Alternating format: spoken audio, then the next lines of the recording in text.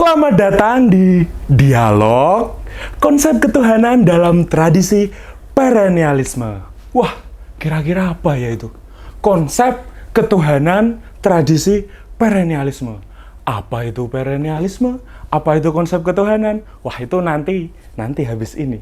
Cuma sebelumnya saya harus memperkenalkan kepada kalian guys, bahwa dalam video ini kami akan menghadirkan sosok-sosok inspiratif dalam dialog kami, yaitu nanti ada pembawa acaranya itu adalah saudara Dani Badrun, teman kita yang aktif di kelas ketuhanan dan juga aktivis kegiatan-kegiatan mahasiswa dan keagamaan itu. Juga kami juga akan menghadirkan narasumber, yaitu Bapak Syarif Hidayatullah, SAG, MAG, MA. Beliau adalah staf pengajar pada Departemen Filsafat Agama Fakultas Filsafat UGM. Sebagaimana dari penelitiannya, banyak dari penelitian beliau ini bertemakan pemikiran filsuf dan pemikir muslim, seperti Sir Muhammad Iqbal, terus ada Mehdi Gholsani, juga Gus Dur, Kiai Haji Abdurrahman Wahid, dan Said Hussein Nasr. Selain itu, beliau memiliki minat kajian tentang Islamic Studies juga, yang lingkupnya luas, seperti isu gender, feminisme, pemikiran Islam, studi organisasi keagamaan seperti NU dan Muhammadiyah, studi pesantren, pendidikan Islam, agama dan sains, juga agama dan budaya, juga multikulturalisme dan pluralisme agama. Nah, saat ini beliau, Bapak Syarif Hidayatullah tersebut, juga sedang menyelesaikan disertasinya tentang pemikiran perennial Sayyid Hussein Nasr bagi multikulturalisme pendidikan agama Islam di Indonesia. Jadi cocok sekali beliau sebagai narasumber kita. Oke, kalian pasti sudah sangat menunggu-nunggu nih. Wah, konsep perennialisme itu apa? Terus nanti relevansinya dengan perkembangan zaman ini juga bagaimana? Nah, ikuti terus dialog kita.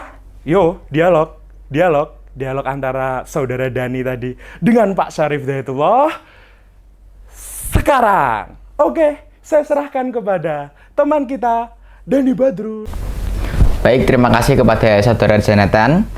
Perkenalkan lagi, nama saya Dani Chandra Purnama Ibowo. Pada kesempatan kali ini, saya akan membersamai Bapak Syarif Hidayatullah untuk membicarakan topik filsafat ketuhanan mengenai tema konsep ketuhanan dalam tradisi perennialisme.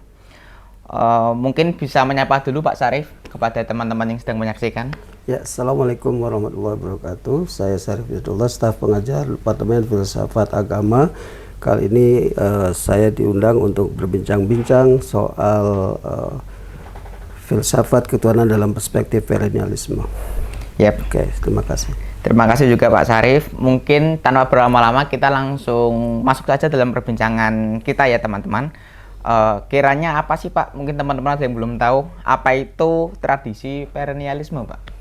Oke, jadi perennialisme dalam konteks agama dan filsafat ketuhanan itu merujuk pada ide tentang kebenaran atau ajaran yang mendasar dan itu sifatnya abadi dan tetap relevan sepanjang waktu.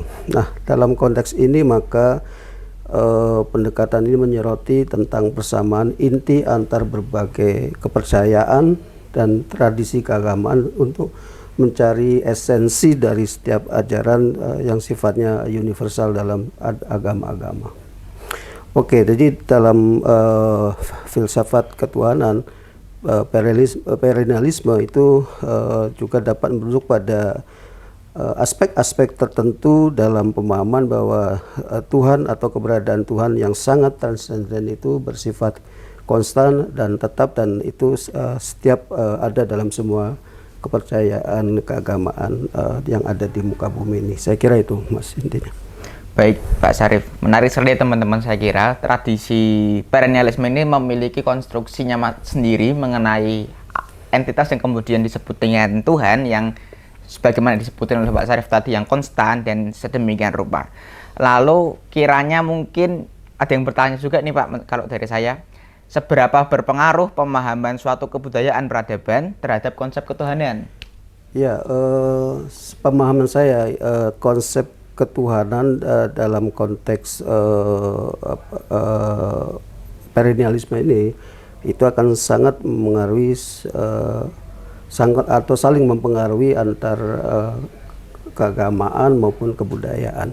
Jadi dalam konteks pemahaman suatu kebudayaan atau peradaban yang berkembang di masyarakat itu juga akan memiliki pengaruh secara langsung kepada bagaimana cara masyarakat itu berpikir tentang ketuhanannya. Nah, ini seringkali lalu terekspos di dalam beberapa nilai-nilai atau ritual-ritual yang berada dalam konteks setiap agama-agama. Nah, misalnya ajaran tentang apakah itu keadilan, kemudian kasih sayang, dan juga mungkin kerjasama ini dalam konteks konsep ketuhanan ini akan terekspresikan di dalam setiap agama-agama. Nah, mungkin bisa disederhanakan dalam konteks pemahaman suatu kebudayaan peradaban dapat mempengaruhi konsep ketuhanan ini ada dalam beberapa aspek ya. Pertama dari nilai dan etika. Nah, setiap agama atau kebudayaan yang dianut dan berkembang dalam tradisi keagamaan ini juga akan tercerminkan di dalam bagaimana orang memahami dan berhubungan dengan Tuhannya, dan baik itu di dalam agama Islam atau agama apapun. Kemudian yang kedua, ini bisa diekspresikan dalam bentuk ritual dan upacara keagamaan. Nah, karena itu misalnya dalam beberapa tradisi keagamaan mungkin ada semacam praktek-praktek atau ritual-ritual keagamaan yang antara satu agama dengan agama yang lain. Di samping ada beberapa hal yang spesifik, tetapi ada juga sesuatu yang sifatnya itu menjadi semacam akan nampak di dalam tradisi atau motivasi orang beragama untuk melakukan ritual atau upacara keagamaannya, yaitu untuk menyembah kepada Tuhan yang dipahami atau diimaninya. Kemudian juga bisa berkembang dalam konteks mitos atau cerita keagamaan. Nah, ini banyak sekali di antara pandangan-pandangan keagamaan dari setiap pemeluk agama itu juga bersumber atau berasal atau paling tidak terinspirasi dari beberapa mitologi atau cerita keagamaan yang berkembang dari satu generasi ke generasi yang lain. Nah, kemudian juga kita bisa melihat juga dari struktur sosial dan kekuasaan agamaan.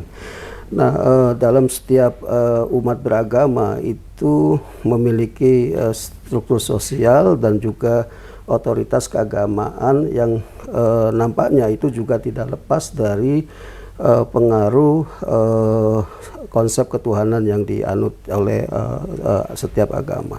Kemudian juga pengaruh globalisasi dan interaksi budaya ini juga mempengaruhi bagaimana cara atau umat beragama itu memahami dan juga mengimplementasikan konsep ketuhanannya. Demikian pula sebaliknya, keyakinan tentang Tuhan atau bagaimana mereka mengimani Tuhan itu juga menjadi semacam fight atau respon atau sikap bagaimana umat beragama mensikapi perkembangan global yang berkembang di tengah dinamika tanpa lalu tercerabut dari akar tradisi keagamaannya dan khususnya dari konsep bagaimana mereka meyakini ketuhanannya. Kira-kira begitu, Mas Dani.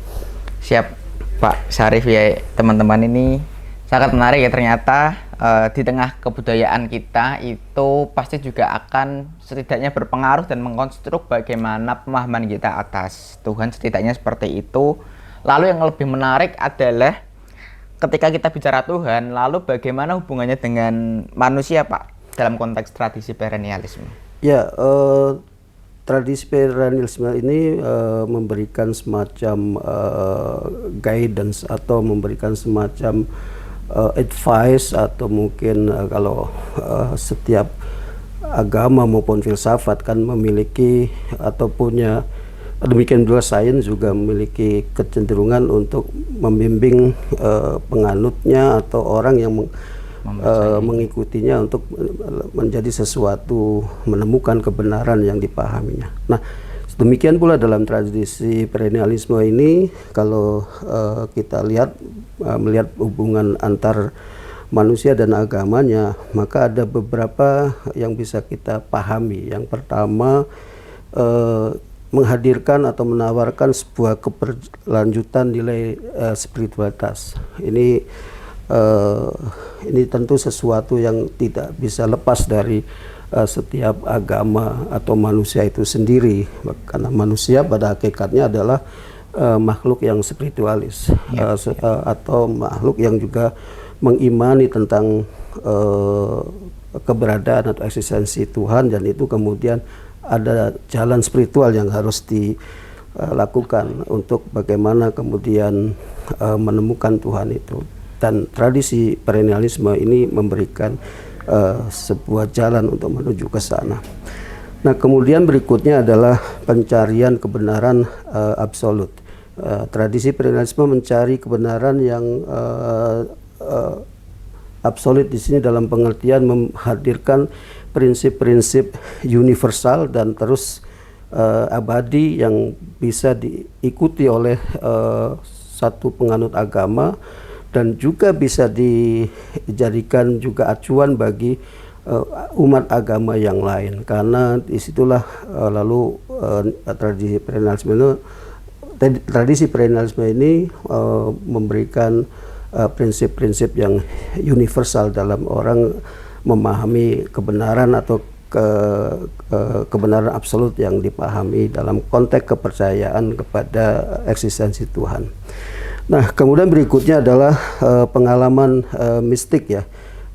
Saya kira ini berbeda dengan pandangan-pandangan rasionalis ya maupun empiristik yang sangat membatasi diri atau mungkin tidak optimal di dalam konteks memenuhi dimensi spiritualitas manusia, yang dimana di situ ada sisi-sisi sesuatu yang ungkapan-ungkapannya itu bernuansa mistik atau bernuansa intuistik dan sebagainya. Maka dengan perennialisme ini, dengan pendekatan perennialisme ini, ada ruang-ruang di mana kemudian bisa menjadi tool bagaimana orang atau manusia bisa memahami sesuatu yang berdasarkan pengalaman mistiknya. Nah, kemudian berikutnya adalah adanya pengakuan terhadap keberadaan manusia itu sendiri. Nah, atau keterbatasan manusia, karena dengan tradisi perennialisme ini kita disadarkan bahwa ada batas-batas di mana sesuatu yang terkait dengan rasionalisme, sesuatu yang terkait dengan empirisme, atau sesuatu yang diukur dengan fakta-fakta yang empirik, yang sebenarnya itu sangat sesuatu yang sangat terbatas dimiliki oleh semua manusia dengan kondisi makrokosmik ini.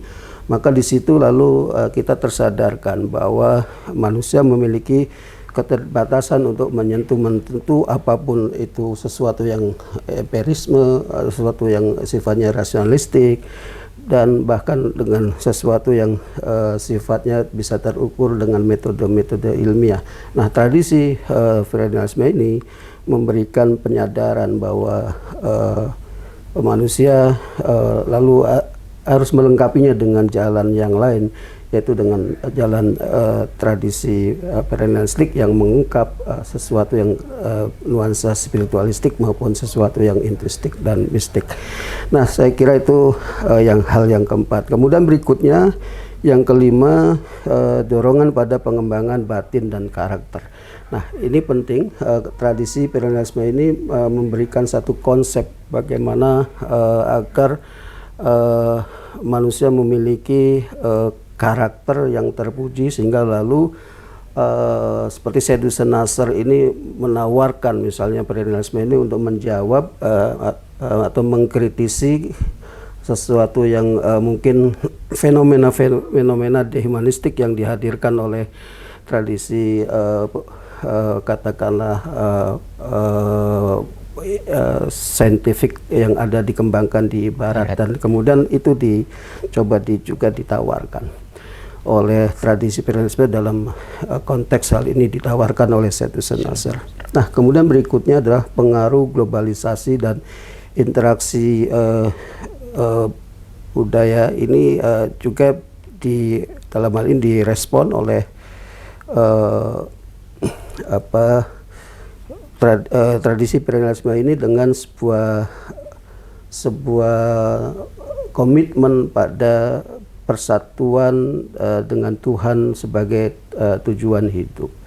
Nah, sehingga ketika manusia kehilangan identitas diri, manusia tergerus dalam fenomena globalisasi, maka imperialisme memberikan satu konsep bagaimana kemudian hidup ini dikembalikan kepada komitmennya kepada eksistensi Tuhan sebagai bagian dari tujuan hidup. Kira-kira begitu, Mas.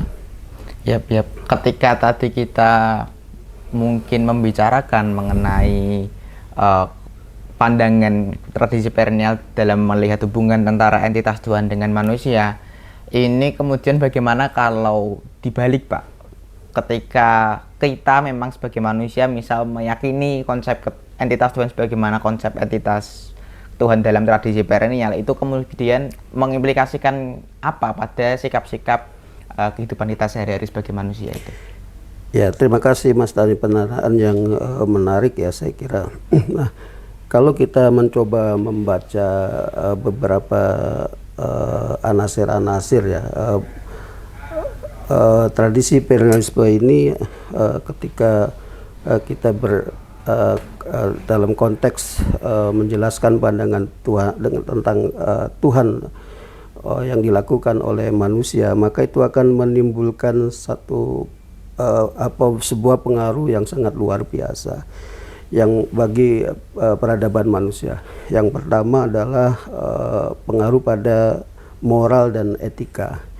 Nah, di mana moral dan etika ini tentu selain agama atau juga selain sains, ini satu pandangan filsafat yang memang untuk diupayakan sebagai bagian dari membimbing manusia untuk mencapai kebahagiaan hidupnya. Sehingga lalu manusia di sini dalam merumuskan pandangan moral maupun etikanya itu tidak lepas dari juga sesuatu yang memang mendasar dari manusia, yaitu bagaimana pandangan Tuhan itu sendiri yang ingin menjadikan manusia ini sebagai manusia yang sesungguhnya, atau dalam konteks ini saya sebut sebagai Tuhan ingin menjadikan manusia itu sebagai makhluk yang bermartabat dengan memiliki moral dan etika yang tidak lepas dari juga pandangan dirinya tentang eksistensi pada Tuhan. Nah, kemudian berikutnya yang kedua adalah pengaruh pada motivasi dan tujuan hidup.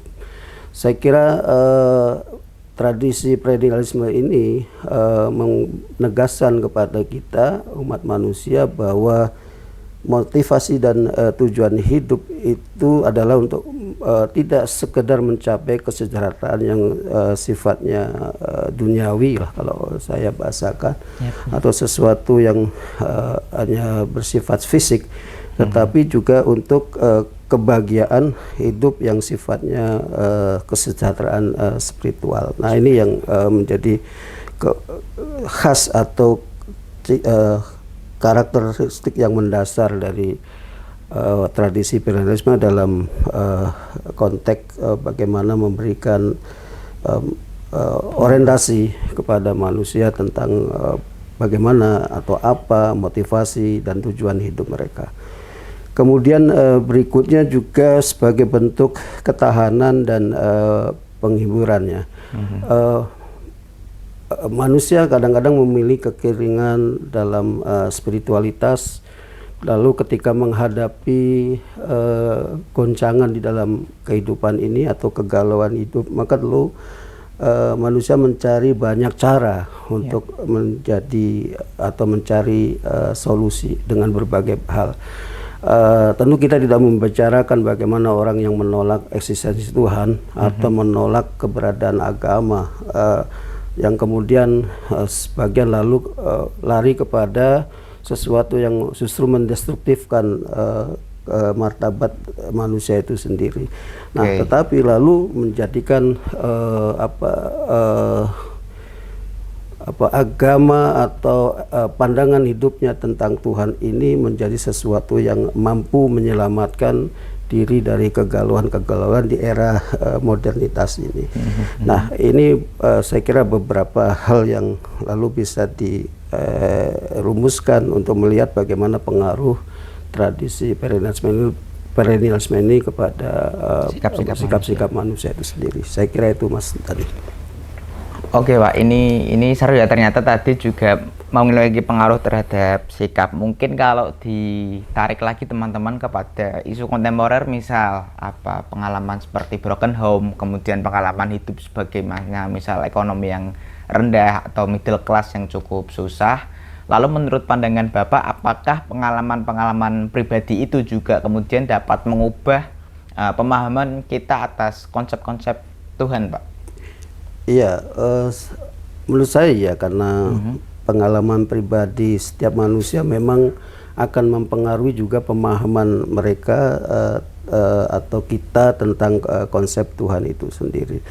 Nah, saya kira misalnya kalau kita melihat ya, pemahaman tentang Tuhan atau keberadaan yang lebih tinggi, sesuatu ultimate reality ini seringkali juga dipengaruhi oleh sejumlah faktor ya, selain tentu pengalaman pribadi menjadi pengalaman atau satu faktor yang sangat signifikan. Nah, lalu ada beberapa hal yang bisa kita ungkapkan di sini ketika berbicara bagaimana pengalaman pribadi itu lalu mempengaruhi manusia tentang konsep ketuhanannya atau berpikir tentang eksistensi Tuhan. Nah, dalam pandangan atau tradisi perennialisme ini bisa kita petakan beberapa hal yang mempengaruhi itu. Yang pertama adalah pengalaman keagamaan. Setiap orang atau setiap manusia atau setiap pemeluk agama tentu memiliki pengalaman keagamaan yang khas dalam tradisi agama apapun, dan bahkan di dalam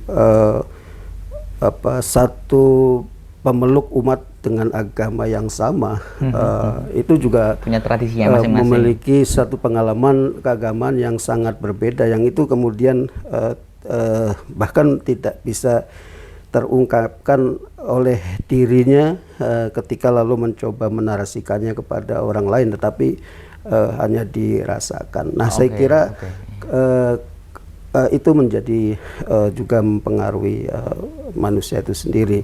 Kemudian berikutnya tantangan hidup dan krisis. Tadi saya mengutip pandangan Syed Nasr ya, ketika manusia modern mengalami krisis akibat modernitas yang dihadapinya, maka lalu orang memiliki pengalaman yang berbeda-beda dan memiliki cara yang berbeda-beda di dalam merespon itu semua.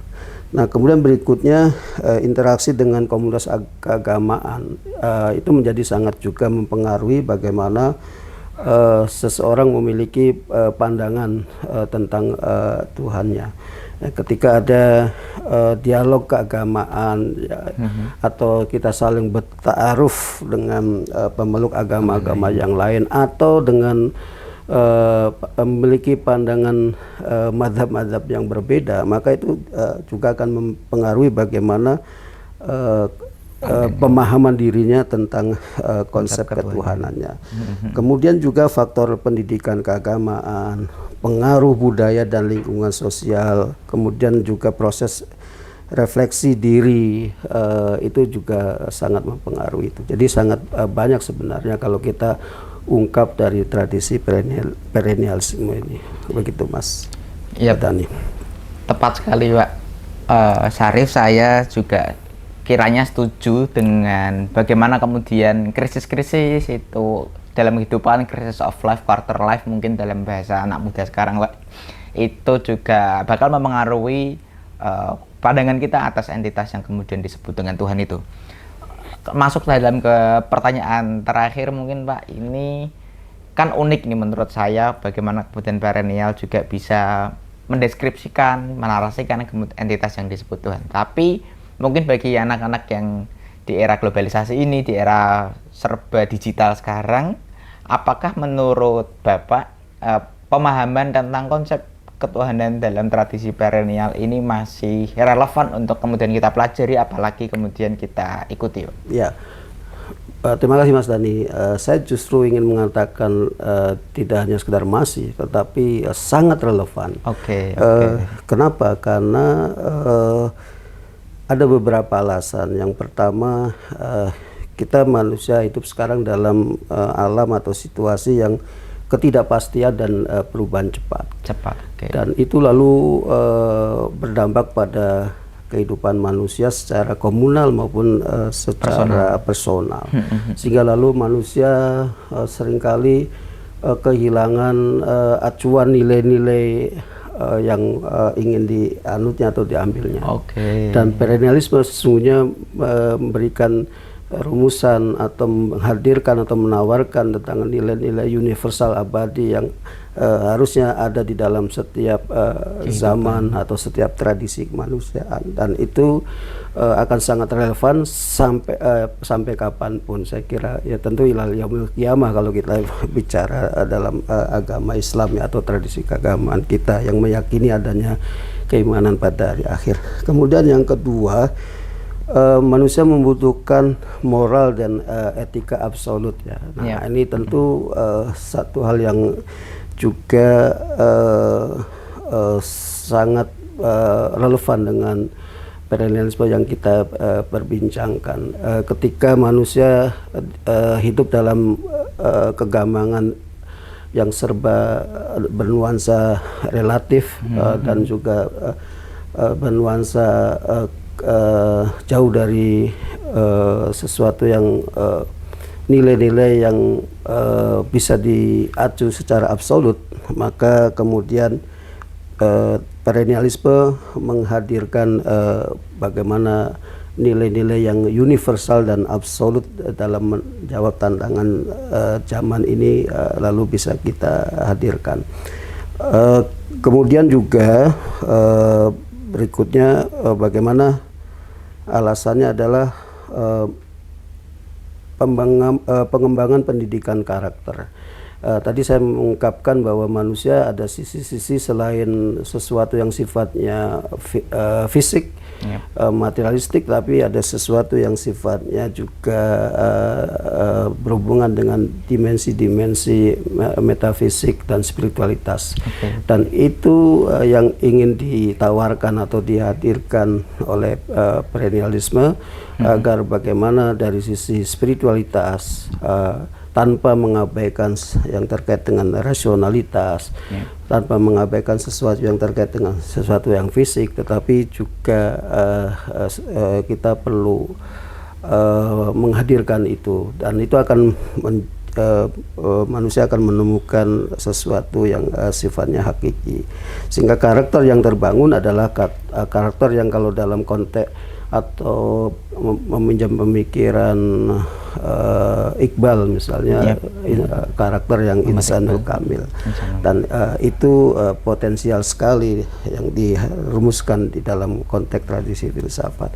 Kemudian berikutnya kenapa ini penting, karena manusia itu membutuhkan makna dan kepuasan di dalam hidupnya. Dan pemaknaan atau kepuasan manusia di dalam hidup tentu harus holistik dan komprehensif. Saya kira pandangan perennialistik itu akan mengafirmasi hal tersebut. Kemudian berikutnya dalam rangka hubungan antar umat beragama dan antar budaya. Saya kira ini menjadi alasan penting kenapa kemudian itu, manusia membutuhkan dan membutuhkan sesuatu yang terkait dengan bagaimana kemudian relasi antar umat beragama dan juga hubungan antar budaya ini bisa berjalan harmonis. Tradisi feudalisme dalam konteks bagaimana kita bertuhan itu menjadi sangat relevan. Berikutnya adalah bagaimana juga dalam pengembangan emosi maupun spiritualitas yang dibutuhkan oleh manusia itu juga menjadi alasan kenapa kemudian kita membutuhkan pandangan perennialistik ini secara relevan dalam konteks kehidupan ini. Dan terakhir tentu saja meskipun ini debatable ya, tetapi saya kira dengan mengambil posisi perennialisme itu bisa dijadikan sebagai bagian kritik yang konstruktif dalam krisis modernitas yang dialami oleh manusia, khususnya dalam hal-hal yang terkait dengan materialisme yang berlebihan atau materialistik yang berlebihan ini akan dijawab atau dihadirkan oleh tradisi perennialisme dalam konteks kita membangun kepercayaan atau keimanan kepada Tuhan. Saya kira itu Mas Dani, kenapa saya mengatakan bukan tidak sekedar masih relevan tapi sangat relevan. Saya kira itu, Mas. Oke Pak, ini kemarin dapat titipan pertanyaan juga dari teman-teman karena sebelumnya kami sudah presentasi proyek kami ini. Ada beberapa kemudian dari Mas Odi dan teman-teman kelas yang menambahkan pertanyaan, setidaknya ada 2 Pak. Yang pertama itu bagaimana kemudian kita bisa mengkategorisasikan konsep ketuhanan dalam tradisi perennial ini, apakah tergolong dalam monisme atau pluralisme atau gimana, kemudian apakah tidak bisa digolongkan juga atau bagaimana, mungkin kalau sepemahaman Bapak. Dan yang kedua adalah bagaimana kemudian tradisi perennialisme dalam konteks ketuhanan ini memahami hubungan hamba dengan Tuhannya, apakah transaksional atau kemudian bagaimana kemudian memposisikan Tuhan dalam perhambaan. 2 pertanyaan itu Pak. Ya, karena 2 pertanyaan tambahan atau titipan ya, mungkin perlu di drive dulu. Yang pertama pertanyaan tentang apa kaitannya dengan monisme dan penggolongannya Pak. Iya. Oke. Saya kira menurut saya tidak diposisikan dalam konteks secara konfrontatif atau demarkatif ya. Karena dalam tradisi perennialisme itu kita perlu memahami 2 dimensi, yaitu sesuatu yang terkait dengan inner. Dan sesuatu yang terkait dengan outer ya, atau sesuatu yang sifatnya intrinsik dan juga ekstrinsik. Dan ketika bicara soal intrinsik ini sesungguhnya perennialisme meyakini bahwa ada kebenaran universal atau yang abadi yang itu berlangsung dalam tradisi agama yang berkembang di dunia ini. Apalagi kita bicara misalnya Abrahamic religion yang tentu memiliki konsep tentang ketuhanan yang monistik ya. Itu di wilayah intrinsik. Tapi ketika kemudian kita bicara di ekstrinsik ya, maka itu bisa jadi sesuatu yang terkait dengan apakah dualisme atau pluralisme dan sebagainya, itu sangat dimungkinkan karena manusia memiliki persepsi, manusia memiliki labeling dan sebagainya yang berbeda-beda antara satu dan yang lainnya ketika memahami sesuatu zat yang eksistensi yang maha tunggal ini. Saya kira itu yang menurut saya tidak bisa dikontradiksikan dalam konteks tradisi filsafat perennial ini. Jadi agak susah untuk dikategorisasikan ya, Pak? Betul, dan tidak perlu dibenturkan karena bagaimana kemudian cara menjelaskan atau kita memahami dan menjelaskan kepada khalayak atau publik keterkaitan itu. Saya kira itu. Ke pertanyaan yang kedua tadi, Pak, bagaimana kemudian hubungan hamba dengan Tuhan dalam tradisi perennial itu, apakah transaksional, apakah saya beribadah kemudian dapat pahala atau bagaimana gitu, Pak? Iya, saya tidak mengafirmasi bahwa relasi manusia dengan Tuhan itu sesuatu yang transaksional, karena kembali kepada fitrah yang diberikan oleh Tuhan untuk kita manusia. Maka sesungguhnya pengakuan kita, keimanan kita, kepercayaan kita akan eksistensi Tuhan itu justru itu menjadi bagian dari pengakuan dan kesadaran tentang eksistensi diri kita. Nah, karena itu dalam Islam kan ada ungkapan atau hadis Nabi, man arafa nafsahu faqad arafa rabbahu. Barang siapa yang mengenal dirinya, maka akan mengenal Tuhannya. Jadi bukan sesuatu yang transaksional, saya kira itu. Menarik teman-teman ya. Jadi demikian mungkin kiranya bincang-bincang kita dengan Pak Syarif mengenai konsep ketuhanan dalam tradisi perennial. Sebelum kita tutup, dari Pak Syarif mungkin ada closing statement untuk teman-teman. Ya, saya kira terima kasih teman-teman Mas Dani dan tim ya telah memberi kepercayaan kepada saya untuk berkesempatan berbincang-bincang. Terima kasih juga, saya kira juga ini akan tersampaikan juga pada teman-teman sekelas dan juga mungkin dosen pengampu juga. Mungkin banyak hal yang sesuatu yang akan menjadi pemantik atau pemicu bagi kajian-kajian kalian berikutnya. Itu menjadi sesuatu hal yang memang keniscayaan bagi kita yang mempelajari tradisi filsafat yang tentu berpikir kritis, rasionalistik dan mendalam dan sebagainya. Dan itu harus dijelaskan. Kemudian berikutnya dari sisi yang lain, bagaimana selain pengkaji filsafat, kita juga manusia beragama, tentu punya tanggung jawab yang moral untuk bagaimana menjelaskan atau menggait publik atau khalayak atau orang awam yang tentu memahami agama tanpa memiliki sifat kritisisme maupun kesadaran diri tentang keberagamaannya. Saya kira dalam tradisi agama apapun, dan itu adalah tanggung jawab moral kita untuk bisa menjadi role model, punya kemampuan menjelaskan sesuatu yang sifatnya doktrin dan dogma dalam agama kita dengan sesuatu yang bisa dipahami secara rasionalitas atau dengan kemampuan akal kita, dan itu tidak menyimpang dari agama karena Rasulullah mengatakan ad-dinu aklun.